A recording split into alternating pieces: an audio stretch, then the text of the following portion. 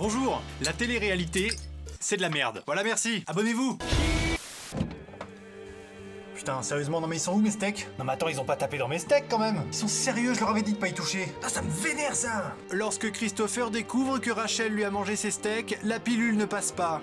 Pourquoi je suis vénère? Ces steaks ils étaient à moi, ok? Je lui ai dit 15 fois qu'elle avait pas à fouiller dans mon frigo. Non seulement elle a fouillé, mais elle me bouffe mes steaks. M'en fous, c'est qu'une fouineuse. Alors déjà, soyons d'accord, la télé-réalité n'a de réel que le nom. Ah bah oui, la seule chose réelle, c'est qu'on s'emmerde vraiment. Alors attention, je blâme pas les gens qui regardent, hein. Franchement, je comprends. C'est hyper drôle. Mais à petite dose. Moi aussi, le soir, quand j'ai envie de me remonter le moral, je regarde un petit épisode de Tellement Vrai. Mais je le fais vraiment dans une démarche humoristique, tu vois. Dans une démarche de pure détente. Je le fais vraiment pas par intérêt, ni par passion. Vraiment pas. Alors quels sont les ingrédients d'une bonne télé-réalité? Vous allez voir, c'est pas compliqué du tout. En réalité, c'est même très simple. Tu sélectionnes une dizaine de candidats stéréotypes insupportables sur tous les plans. Alors évidemment, il faut un mec narcissique. Trop beau.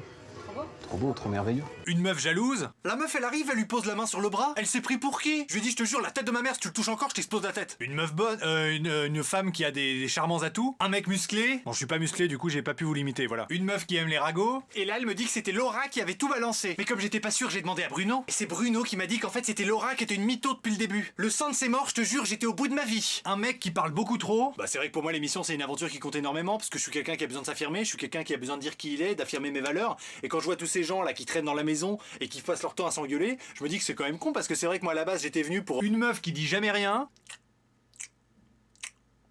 un mec qui va retourner sa veste 3 fois pendant toute l'aventure, une meuf qui adore parler dans le dos des autres. Enfin bref, vous avez compris, il faut que ça bouge quoi. Donc ça c'était pour les personnages. Ensuite il faut un contexte, une situation quoi. Bah oui, parce que pour que ce soit drôle, il faut qu'il se passe quelque chose, il faut qu'il y ait un enjeu derrière. Pour ça c'est pas compliqué, il faut juste que ces gens-là soient tous ensemble. Alors ça peut être dans une villa, une maison, une chambre, je m'en fous. Mais enfin globalement il faut que ces gens-là soient forcés à passer du temps ensemble. Comme ça ils vont beaucoup parler. J'en ai marre.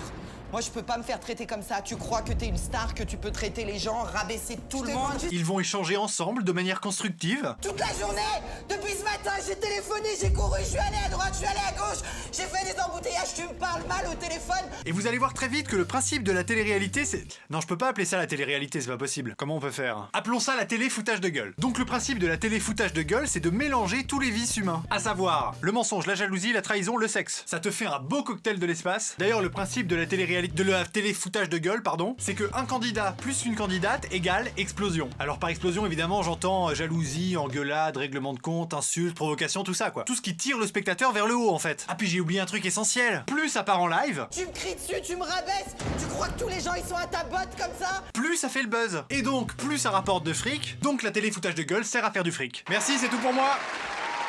Non, je caricature un peu, j'avoue.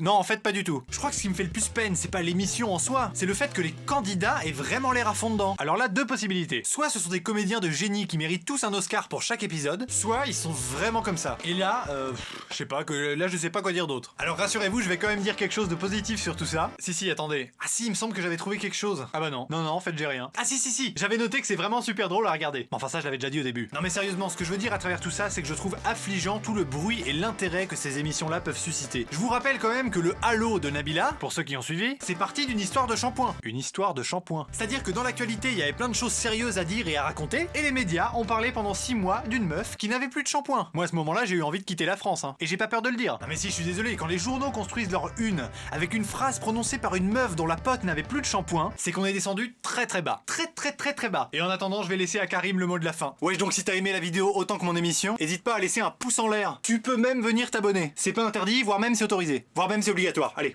viens t'abonner, viens. Sinon, je te flingue.